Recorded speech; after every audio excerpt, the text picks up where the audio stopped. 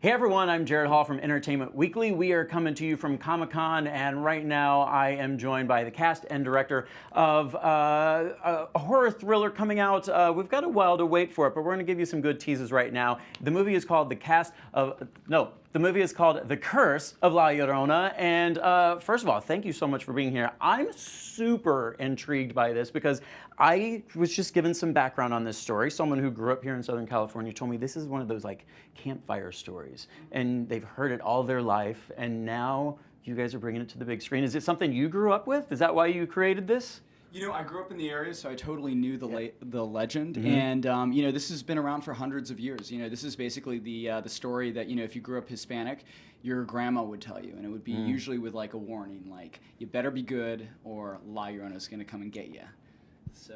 See, my dad used to tell me he would send me to Mrs. Hagglewag, and she didn't exist, but that was the threat. So maybe I kind of, I don't know, I still remember that to this day. A franchise movie. I in know, your right? future. Mrs. Hagglewag. Hagglewag. Right? Yeah. It does sound like How something. old is Mrs. Hagglewag? Because I might audition for That's that part. That's funny. I think we would probably have to do some prosthetics and age you up, but no, I totally get it. Linda, your character, you're playing a widow, a mother of two, a social worker in early 70s Los Angeles, investigating some family, and you start to notice some similarities of things that are like some supernatural occurrences happening to your own family. Is that kind of sum that up well? Patricia is amazing. She plays this mother who's this troubled mother, and I'm a social worker, and I come into we have a long-standing relationship, and I come into her house and I see that things are not as they should be, but I don't understand why. And so everything I do, even though it's well-intentioned, seems to backfire, and then of course the curse befalls all of us, pretty much. It's kind of that domino effect. It latches on to, okay. Yeah, and she's not very aware of who La Llorona is, and she sort of has to learn that through everything she's seeing, and she has to sort of come to believe. But once it starts happening to her in her own house, she's forced to believe. So. And you're a mother yourself. I So am.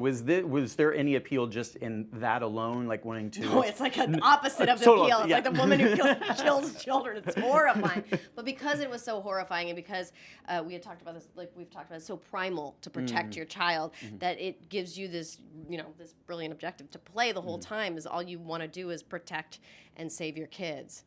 But it's funny because I have never done a movie like this.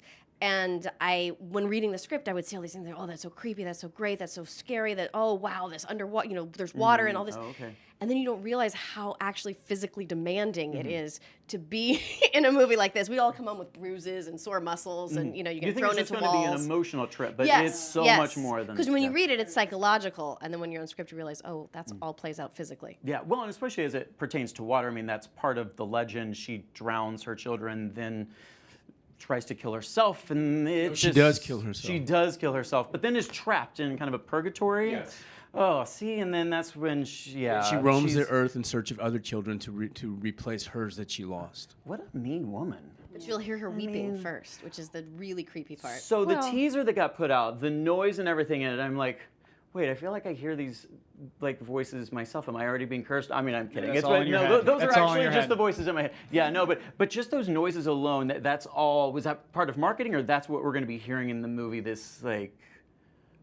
I don't even know how to describe it. Yeah, there was so a certain eerie. cry that was on the marketing piece that was released, but yeah, the movie has you know, very, you know, I'm really happy with the way she sounds. And I mean, that's so distinctive about the legend, is like that's the first thing you're supposed to hear. And you know, that was kind of the warning is you'll hear it outside, and you know, Linda has a great story about that. But like, you know, you're like, and you know, people will hear like, you know, it'll be the wind, or it'll be neighborhood cats or something. But just you know, that Did you always would play creep out something kids. on set during filming to kind of?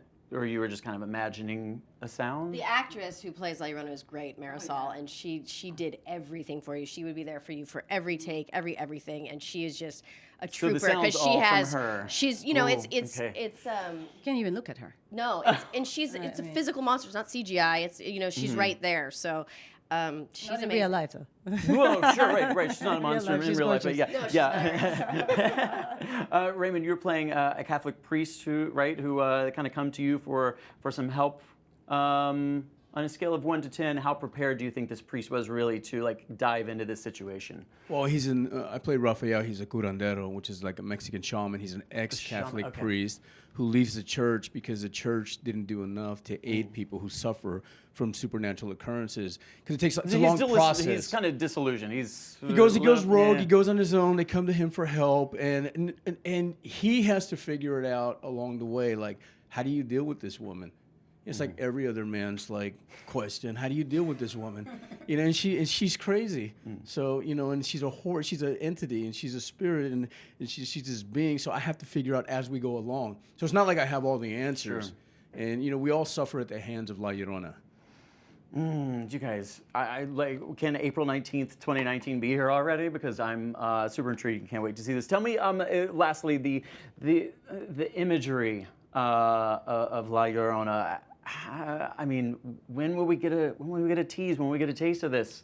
Well, we showed 3 clips last night, Okay. and that was awesome to show. You know, it's 3 scenes we're really proud of. They're very, very scary, and so a select few got a glimpse of La Llorona, of the whole thing, and I think it played really well. So Gotcha. in terms of like a trailer, I have no idea. But Get soon, it to us soon. maybe? Get it to us soon. Well, you yeah. have to remember, you don't want to see La Llorona because Well, if you see her, it's We'll too never late. forget her. Yeah.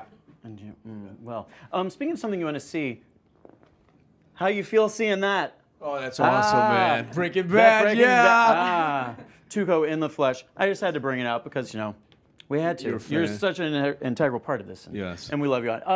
Thank you guys so much for being here, and hope you enjoy the rest of your Comic-Con. Yeah. Thank All right. you. Thanks. Thanks.